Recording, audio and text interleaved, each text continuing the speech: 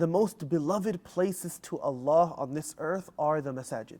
And the most disliked places to Allah are the marketplaces.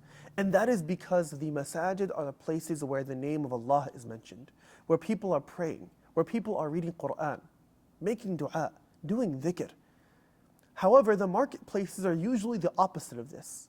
I'm not thinking of Allah when I'm scrolling through Amazon.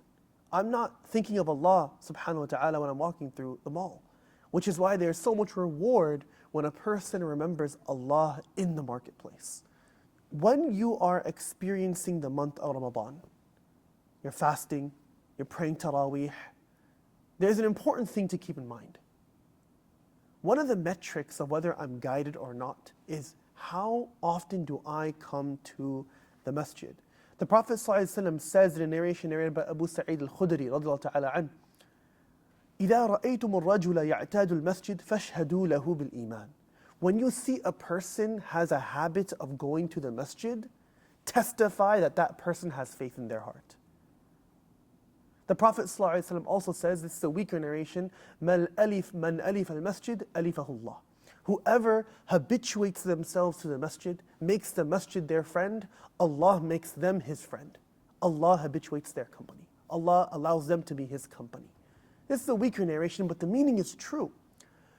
It is more important for me to attend Fajr in Jama'ah in the masjid than to attend Taraweeh. It is more important to show up to the masjid for Fajr than it is to show up to the masjid for Taraweeh. Both are important. But sometimes, we as Muslims, we sometimes have a hard time prioritizing what matters most. And what matters most to Allah is going to the masjid for the obligatory prayers.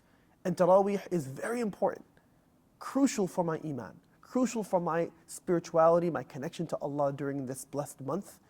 But let that not be the reason that I don't attend Fajr in the masjid. The Prophet ﷺ, he tells us, Shaitan is like the wolf of humanity. And he goes after isolated people. Then the Prophet ﷺ ends off the hadith by saying, فَعَلَيْكُمْ وَعَلَيْكُمْ بِالْجَمَاعَةِ وَالْعَامَّةِ وَالْمَسْجِدِ.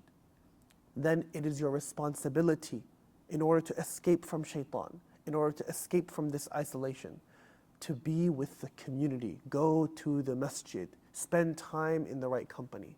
We spend our entire lives on the road, at work, at school, with our friends, on our phones. In Ramadan, let your company be the people in the masjid. Let your company be the righteous people in the front. Let your company be the people who are praying Fajr in the masjid every day. And this is a metric to see whether I'm guided or not. فَعَسَىٰ أُولَٰئِكَ أَن يَكُونُوا مِنَ الْمُهْتَدِينَ. And Allah subhanahu wa ta'ala ends this beautiful ayah by reminding us that the people who habituate themselves to the masjid, who come to the masjid as often as they can, they make it a part of their lives, they pray their salah, they give their zakah, perhaps those people will be among the guided people.